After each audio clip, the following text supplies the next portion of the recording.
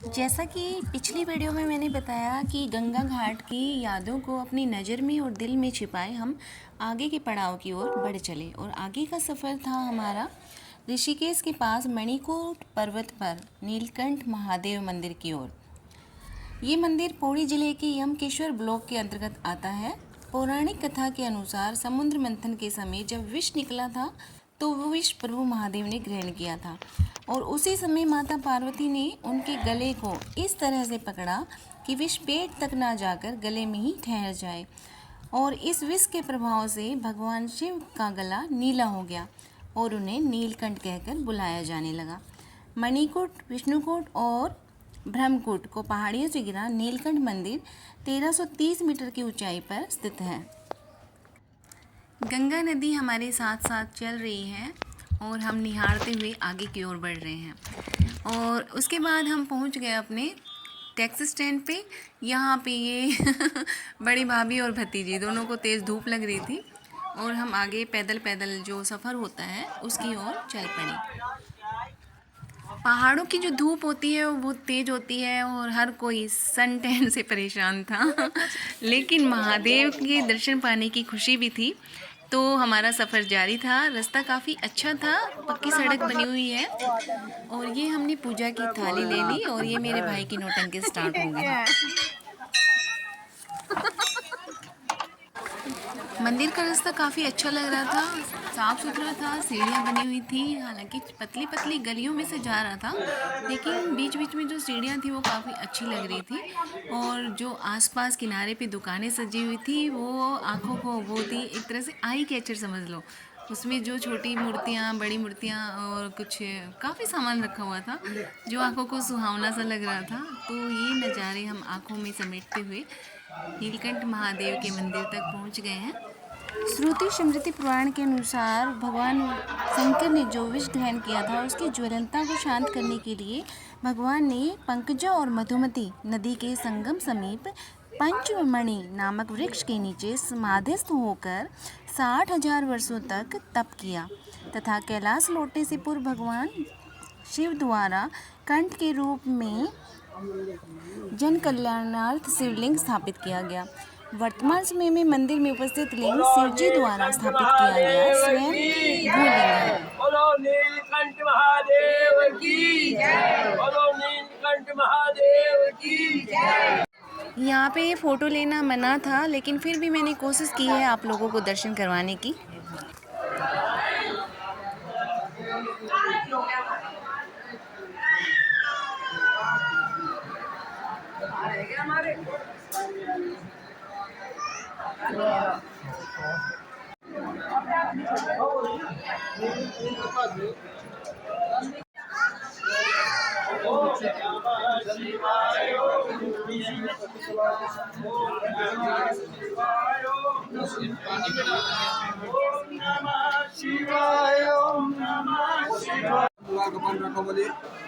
Mobile का बंद।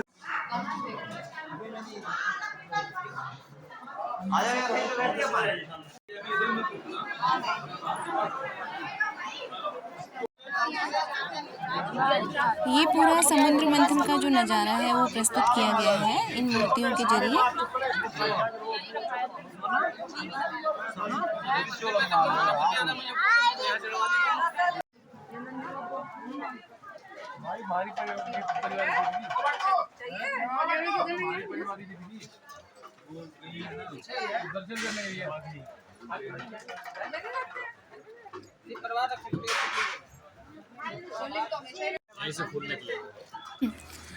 और यहाँ पर हमने पहली बार रुद्राक्ष का पेड़ देखा।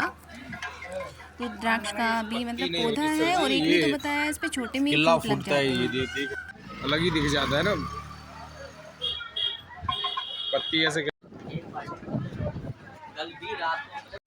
ये खाने के और ये यहाँ पे रुद्राक्ष का जो फ्रूट होता है वो रखा हुआ है, इसके अंदर से फिर रुद्राक्ष निकलता है।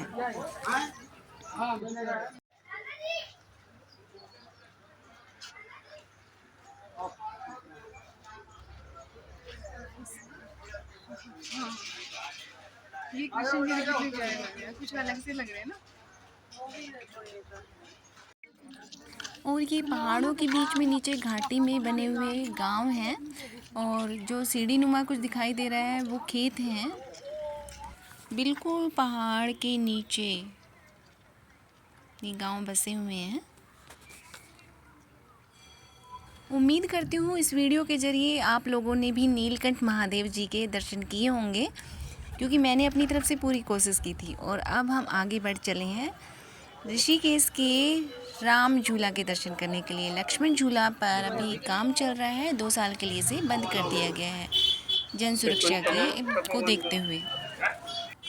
लक्ष्मण झूला के बारे में मान्यता है कि लक्ष्मण जी ने जूट की रस्सियों के सहारे इस पुल को पार किया था, इसलिए इसका नाम लक्ष्मण झूला पड़ा। पहले ये जूट की रस्सियों से बना हुआ था, लेकिन बाद में लोहे की तारों से बना दिया गया।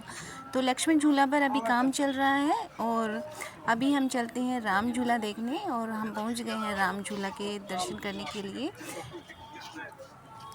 1983 में इसका निर्माण हुआ था और इसकी जो चौड़ाई है ये लक्ष्मण झूला से काफ़ी अच्छी है। ये स्वर्ग आश्रम में श्री शिवानंद आश्रम से जोड़ता है। ये पुल हवा में झूलता रहता है। रात के समय इसमें रोशनी हो जाती है, मतलब लाइटिंग ऑन हो जाती है और वो नज़ारा काफ़ी खूबसूरत होता है। गंगा घाट पे आरती होती है और ये पुल पूरा का पूरा लाइट से जगमगा उठता है। ये जो लोहे के तार ऊपर को दिखाई दे रहे हैं इन सब में लाइट जलने लगती है। नीचे ये कहते हैं रिवर राफ्टिंग वाले हैं।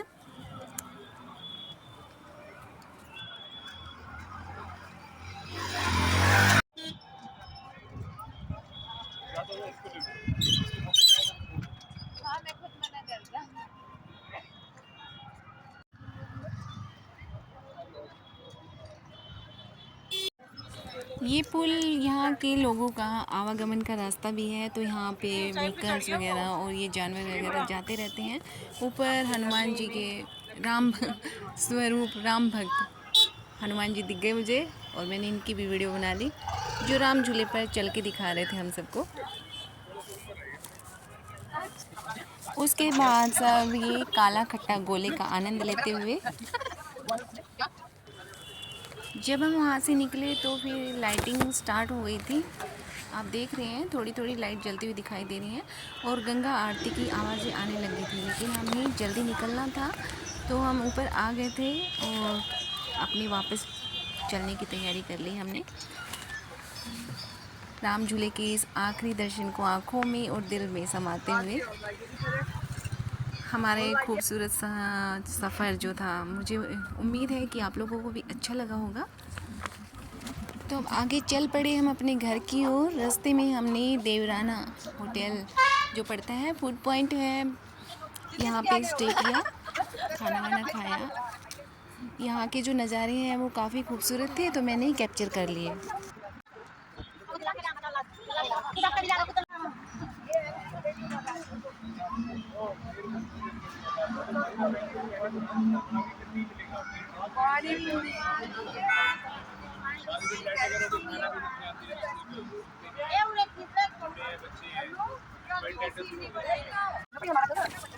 ये फाउंटेन मुझे काफ़ी पसंद आया।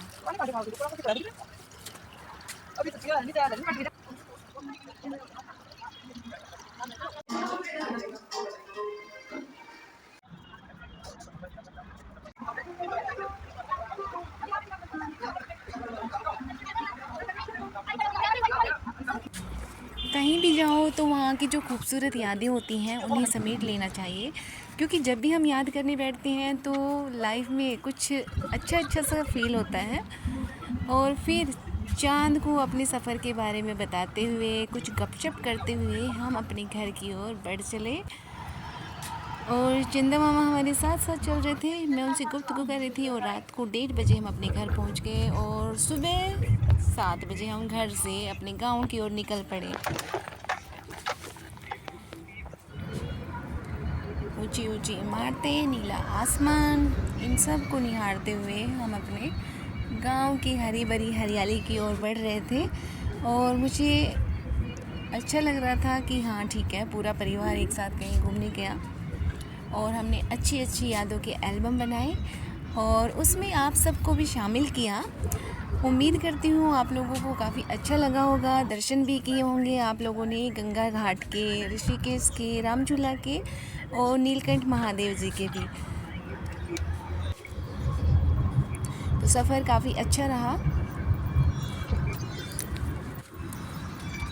कहीं जाने पर ही हमें अपनी भारतीय संस्कृति के बारे में पता चलता है और हम दूसरों को या अपने बच्चों को भी उसके बारे में बता सकते हैं। और इस तरह से फिर हम अपने घर पहुंच गए, जहां पे डुग्गू हमारा इंतज़ार कर रहा था बहुत सारी शिकायतों के साथ। तो आज की मुलाकात इतनी ही, मिलते हैं अगले वीडियो में, तब तक के लिए बाय बाय।